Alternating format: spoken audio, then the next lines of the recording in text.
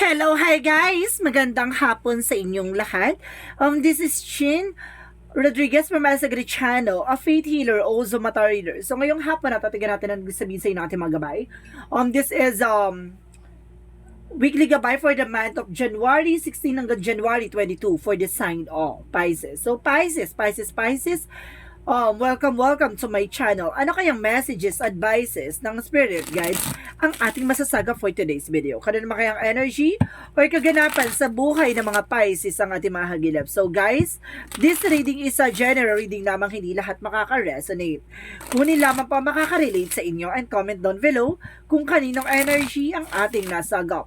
And of course, don't forget to like and subscribe my channel and hit the notification bell for more videos update. And of course, maraming salamat po sa mga walang sawang pagsuporta sa akin channel, lalo na hindi nag-skip ng ads. Naway pagpalain kayo ng Diyos at may kapal, siksik diglig na gumapa ang biyayang manubalik sa inyo. And of course, umpisahan na natin ang laban for the sign of Pisces. So, Pisces.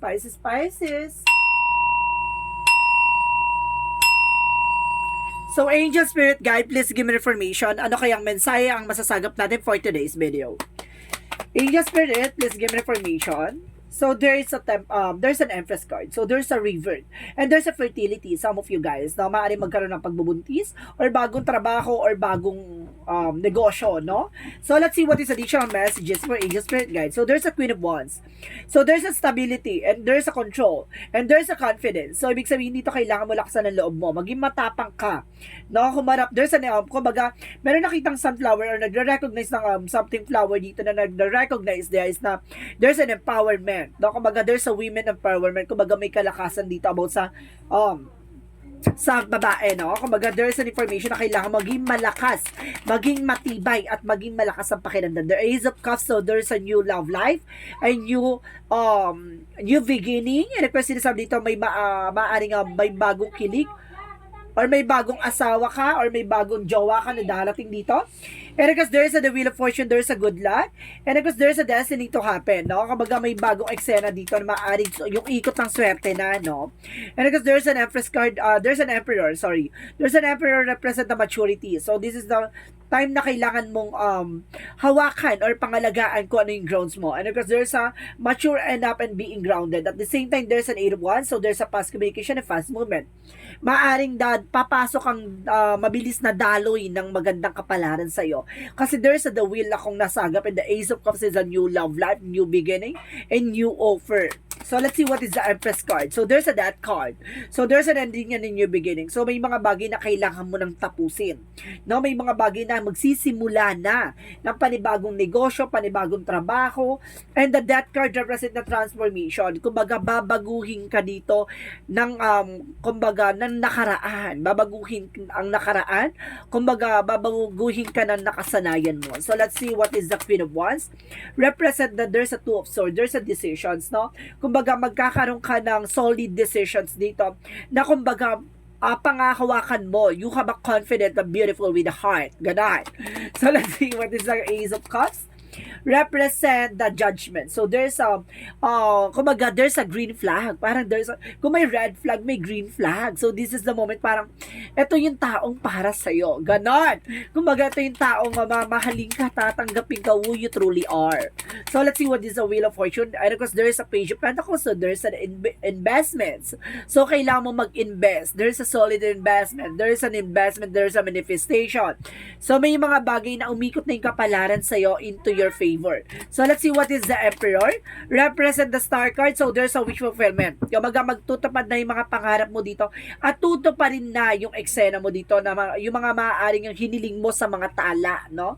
Kumbaga bibigyan ka ng something powerful situation. Let's see what is the Eight of Wands.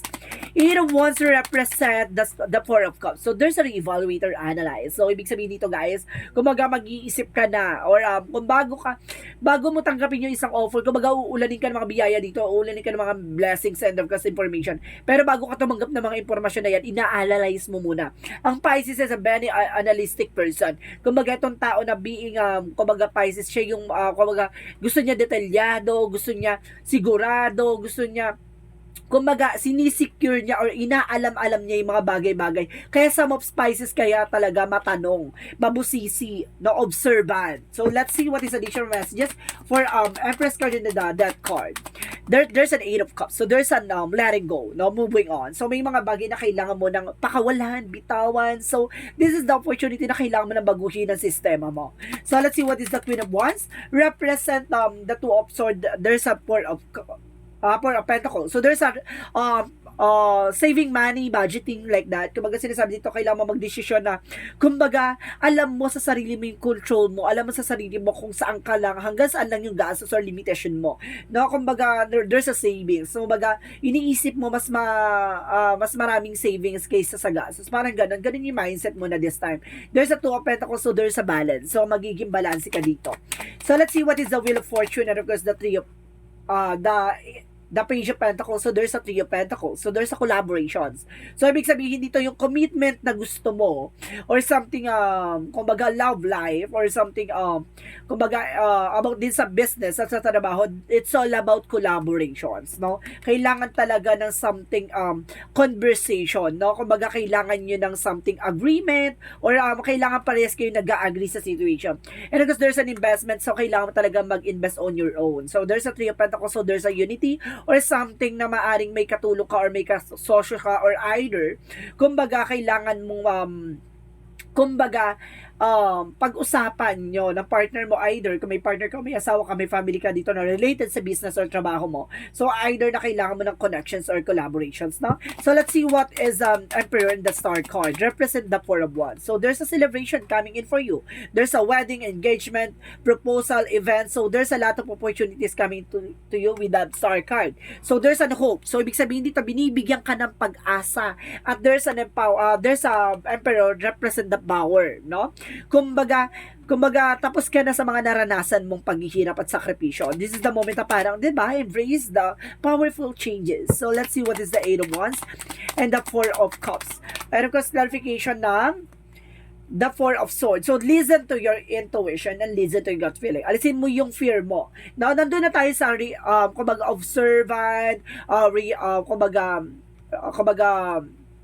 analyzations, pag-analyze sa mga bago-bagay bago ka magdesisyon. So, there's an information na, kumbaga, alisin mo lang yung takot at pangamba mo dyan. But, basta continue what you're doing, no? Ibig sabihin, alam mo yung magiging grounds mo. At, of course, alam mo yung, kumbaga, isusugal mo sa partner. There's a take some risk talaga. And, of course, sinasabi sa'yo dito, there's a possible na merong talagang angels number, the 444, represents na, kumbaga, you're on the right path. Nasa tamang direction ka. Huwag ka magala. There's a 4444. 4 na 4 yung nire-recognize dito. So, represent dito na sinasabi na nasa tamang direction ka. So, let's see what is the outcome. Ang pinaka-outcome for you is the 2 of Wands, no? Represent the 2 of Pads. So, ibig sabihin, tingnan mo yung both sides of situation, yung magiging possibilities, no? At the same time, there's a 2 of Cups. So, there's a partnership. So, see, a possibilities that brings you a partnership. Unconditional love. But at the same time, there's a hangman. No? Kumbaga, baguhin mo yung perspective, baguhin mo yung mindset mo. Kasi there's kumbaga, flaws na nangyayari. Kumbaga, nagkakaroon na ng something, kumbaga, failure. That because of maling perspective or maling mindset. So, kumbaga, baguhin yung cycle, baguhin yung eksena dito. So, may mga bagay na kailangan mong ng collaborations or kailangan mo talaga ng something, kumbaga, heart-to-heart conversation, no? Kung sino tong ka-partner mo or something, kumbaga, kailangan nyo ng kumbaga, malinaw. No? Alam niyo dapat yung magiging possibility sa eksena na to. So, let's see what is the messages for career. For career naman is the 10 of Pentacles. So, there's a long-term success and long-term investment. So, ibig sabihin, magiging matagalan tong negosyo o trabaho mo. At the same time, there's a Knight of Swords. So, there's a success driven. So, magsasuccess ka at the end of the time. So, ibig sabihin, pang matagalan to. Kumbaga, tatagal ng mga something decades to na magbabdala sa'yo talaga ng something improvement and savings, kumbaga, there's kumbaga, multiple savings, no? So, let's see what is additional messages for love life. Pagdating sa love life, there's a Seven of Cups, no? There's a Page of Swords, no? Kumbaga, getting to know each other, no? Confusion, maaaring nagugulang ka pa sa ngayon. Kumbaga, kailangan mong, kumbaga, i-analyze or something bago ka, hindi yung kanin na parang isusubo mo na lang ang relasyon. So, kailangan mong, kumbaga, kilalanin, kilatisin, alamin, yung mga bagay-bagay. Kasi, kailangan mamahalin mo siya even their flaws, no? Yung kamamahalin mo yung kahit na mga pangit na part sa kanila. Kasi, hindi mo na siya mamahalin sa, kumbaga, sa part na sa pag-angat lang. There's an up and downs, no? Na talagang mangyayari sa buhay nyo in relationship. Ganun talaga. So, kailangan nyo maging impartiality, maging balance. So, let's see what is additional messages for health. Sa health naman, guys, additional, there's a tower moment. So, there's a sudden changes. So, may magbabago about sa health nyo. And because there's a seven of pentacles, so there's a result. May resulta na, pero there's an unexpected moment. So, ibig sabihin dito, kumaga may sudden changes and big happy changes coming in for you pagdating sa health. Kung ibig sabihin dito, maaaring kumain ka na masusustansyang pagkain, and of course, herbs, kumaga makakatulong sa'yo to improve your immune system, like that. Kumaga sinasabi sa'yo dito, baguhin mo ang mga maling na kasanayan mo. So, let's see what is additional messages for magical fairy messages. For magical fairy messages, angel spirit guide, please give me information. For magical fairy messages, get me information, angel spirit. So there's a summer. So some of you, everything that you're asking from becomes you're in the summertime. So kailangan nyo ng something vacations. And there's a holiday. So meron talaga something vacation. So kailangan nyo talaga ng kumaga ng unwind. Ganon. So let's see what is the yin and yang oracle card. Let's see what is the yin and yang oracle card. So, let's see what is a yin and yang oracle card represent toxicity. So, there's a toxic pattern. So, I told you, ito yung mga maling nakasanayan nyo or something na, kumbaga, nagbigay sa inyo ng negativity. So, yun yung kailangan nyo i-release, no?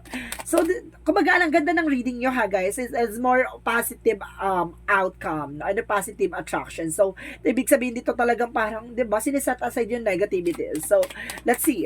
And kasi sinasabi dito with the touch and cold. So, ibig sabihin dito, pakawalan mo kung kumbaga hindi na siya healthy or something, kumbaga pakawalan mo, parang mabilis kang dumedma dito, ha, kumbaga marunong ka ng dumedma at marunong ka ng bumitaw kapag alam mong, diba, malabo na. Oy, gusto ko yan. Kumbaga marunong ka ng tumanggap, diba, ng something kung mahal ka pa or hindi na, kung hindi na, oh, let go, tidedma, palit ng bago, parang ganon. There's a chemistry, so may taong darating na, there's a chemistry talaga, diba, kumbaga, hindi na siyang hilig something, kumbaga, about sa partnership, ako nasa-sense dito, kumbaga, information dito na parang, diba, kumbaga, love and caring, ganda, and of course, there is abundance, so may kasaganahan dito, there's a present moment na maaring, diba, ito yung matagal mo nang hinintay, so this is the moment na parang, diba, for all these years, no, ito na yung pinangharap mo na makakatingin ka sa sunsets, ganyan, kumbaga, or something sunrise, gano'n, kumbaga, alam mo, kung gusto mo ng something na, kumbaga, magmumuni-muni ka. So, let's see what is additional messages for the chakra. Oh, hatid. So, let's see, guys, ha? So, let's see what is the chakra messages. So, there is prayer. So, kailangan nyo magdasal. So, kailangan nyo ipagdasal kung para sa'yo, para sa'yo. Kung hindi para sa'yo, please lang God, ilayo mo siya. Ganun ka dapat humiling.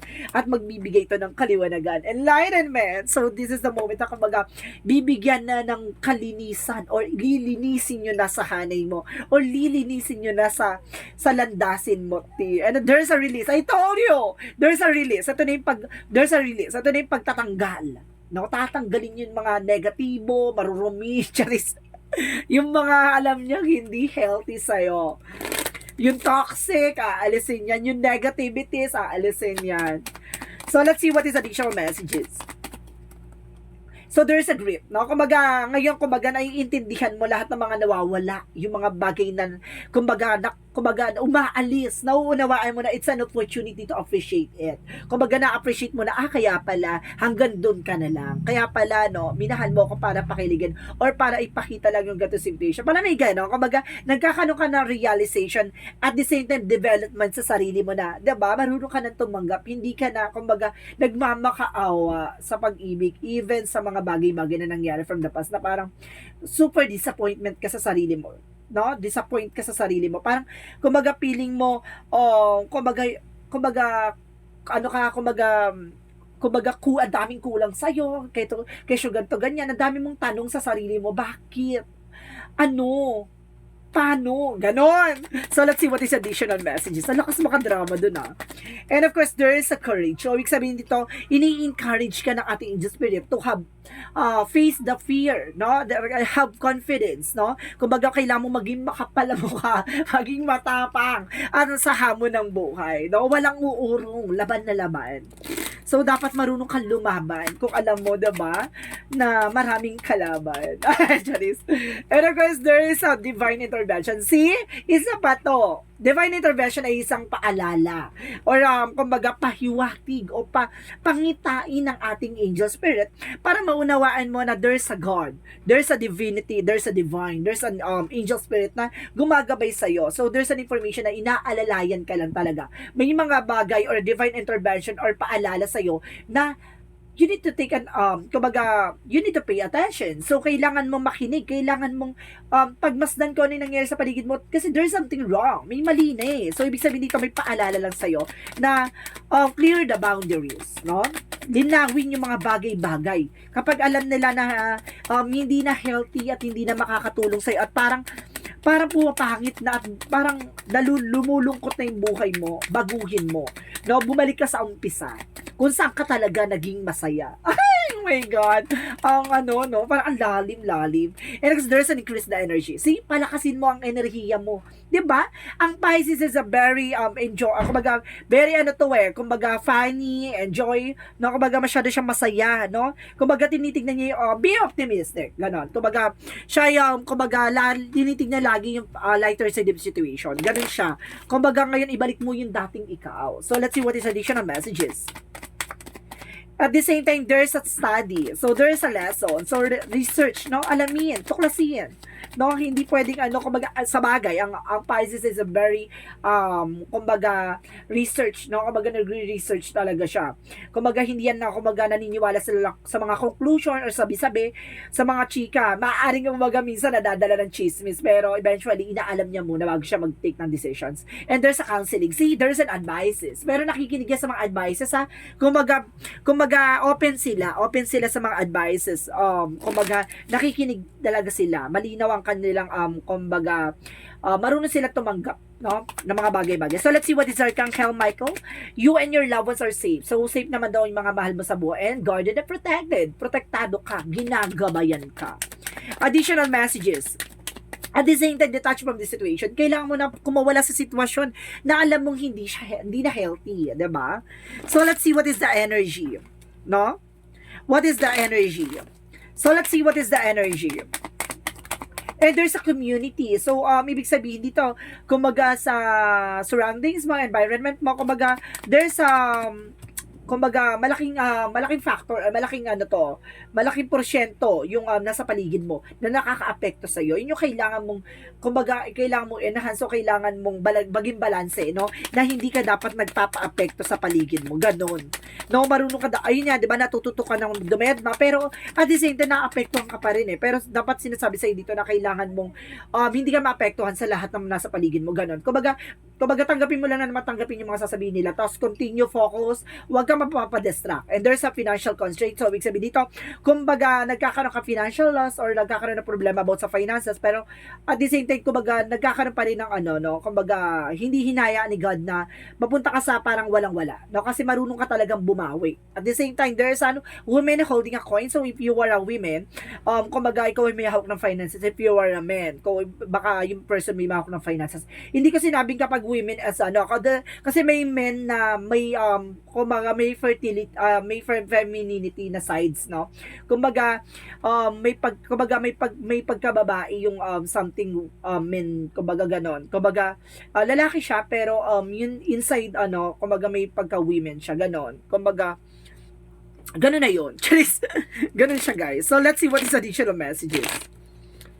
So, let's see what is additional messages. Angel Spirit. So, there's an amethyst, psychic ability. So, see, ito pa sa pinakamalaking factor na malakas ang atake pagdating sa pakiramdam. May second six senses, no? May six senses sila. May psychic abilities, kakayanan. At the same time, there's a go for it, no? May mga bagay na laban, no?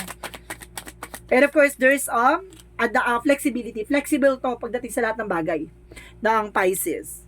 So let's see what is the Monsology. Monsology represents step out of your comfort zone. So, kailangan mo kumawala sa mga kinakatakutan mo. Kailangan mong kumawala sa mga bagay na alam mong hindi makakatulong sa'yo. At the same time, there is a take time to breathe out. So, kailangan mo ng oras para huminga. No, kailangan mo rin mag-time first. Teka, ganon. And kasi bring love in this situation, no? Kung mahalin mo yung sitwasyon mo, kung enjoy mo muna yung buhay mo kung ano man ang meron ka. Huwag mo masyadong minamadali, no? Hinay-hinay lang. Baka mabilaukan ka. Charis! Mabilaukan. So, let's see what is the Romance Angels. Romance Angels represents make the effort. So, pagdating sa love life, so kailangan talaga ng effort. Hindi naman pwedeng siya lang nag-effort. So, there's a possible na kailangan mo rin mag-effort. And there's a new love, May bagong pag-ibig talaga dito if you were a single, if you were, nandun ka sa stages ng getting to know each other, may mga bagong pag-ibig na papasok, ha? Kailangan mo lang mag-effort. Hindi pwede yung Siyempre, kailangan mo rin kumilos, So, let's see what is the additional messages. Yung ibig sabihin ng T, may mga word tayo na kunyari, so, may mga T or ate, ganito, ganyan. May mga words tayo na ganyan, pero hindi ko sinasabi para sa babae lang yung reading na to, ha. In all gender preferences to. So, sinasabi ko lang sa ito, kasi it's my expression, okay? And because there is the void, so may mga bagay na kailangan mo ihinto, itigil, no? And of course, guys, there's the blue flame. So, ibig sabihin dito, there's an activation. So, ibig sabihin, nag-activate na. Kung naliliwanagan ka na, natatauhan ka na sa bagay-bagay na nangyari sa inyo. Nagkakaroon ka na realization, rather. So, guys, no, let's see what is the Jesus loving quotes. Jesus loving quote said, oy guys, tatapusin nyo yung video, ha, para maunawaan nyo yung mga kaganapan. Kasi hindi kayo pwedeng skip dyan. Diba? Kasi forward. Kasi hindi nyo maiintindihan yung sinasabi ng baraha or sinasabi ng mensahe ng baraha, diba? That nothing shall be impossible to you. So, ibig sabihin dito, walang imposible pagdating sa'yo. So, ibig sabihin lahat ng mga bagay, no? Kumbaga talagang kapag gusto mo yung ginagawa mo, magagawa mo yung mga imposible. So, let's see what is the angel's answer. Mag-isip kayo ng guys na kung anong gusto nyo itanong. Kung connected kayo dito ay nag-quest resonate to sa inyo, maaaring mag-impact sa'yo ang itong kasagutan. So, mag-isip ka na guys kung ano man sagot mo. Ay kung ano yung tanong mo. So, nandito yung kasagutan. Bibilang ko ng 3, okay? 1, 2, 3. Angel's answer. Give me answer for the question. Angel's answer. So, there's something better. May mas maganda pang, kumbaga, opportunity or something. And if you believe, na basta naniniwala ka. There's a maybe and yes. Get one more. Be assertive. No, kailangan alam mo yung grounds mo. Alam mo kung alam mo sa sarili mo yung power mo or something, kung ano yung kakayanan mo, dapat alam mo kung saan ka lulugar. Parang ganun sinasabi. If you believe, maniwala ka lang. No? May maganda pang plano or may maganda pang eksena na ibibigay sa'yo. So, let's see what is the angel's number. Angel's number represent, oh my God. Angel's number represent 24. I am generous. You have a heart of gold and very skilled in maintaining balance, stable relationship. You are loyal to your loved ones and are able to be nurturer, protector, and provider at all once. So, ibig sabihin dito, pagdating sa, pag nagmahal ka talaga, no? Kapag gusto mo talaga or something, kumbaga, mahal mo yung ginagawa mo, mahal mo yung isang tao, kumbaga, kaya mo magsakripisyo at kaya mo proteksyonan, no? Kaya mong, kumbaga, mag-take ng risks, diba? So, napaka-generous mo daw dyan sa part na yan. So, let's see what is the messages of life. What is the messages of life? I welcome, my God. So, let's see. I welcome life as it presents itself to me. Today, I take a step on my path to fulfill with a good faith. I swim easily with the flow of life. I embrace all the experiences the universe bestows on me, even those that may prove challenging.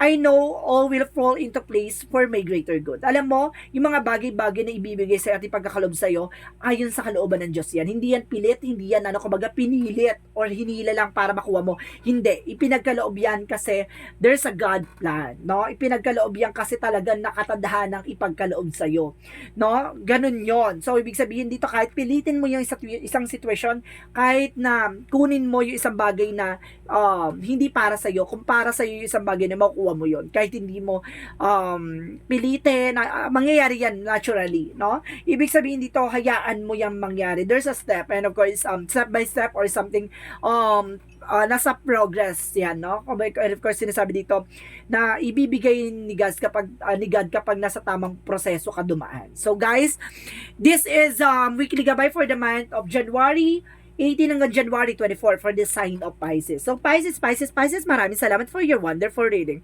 So once again, this reading is a general reading lamang. Hindi lahat makaka-resonate. Kunin lamang pa makaka-relate sa inyo and comment down below kung kaninong energy ang ating nasaga. Once again, this is Chin Rodriguez from my Sagali channel, a faith healer, also mata reader. And of course guys, maraming salamat sa mga walang sawang pagsuporta sa aking channel, lalo na hindi nag-skip ng ads. Naway pagpalay kayo na Diyos at may kapal, siksik liglig na gumapaw, ang biyayang manumbalik sa inyo. And of course, maraming salamat and see you in the next video. Bye-bye and babush!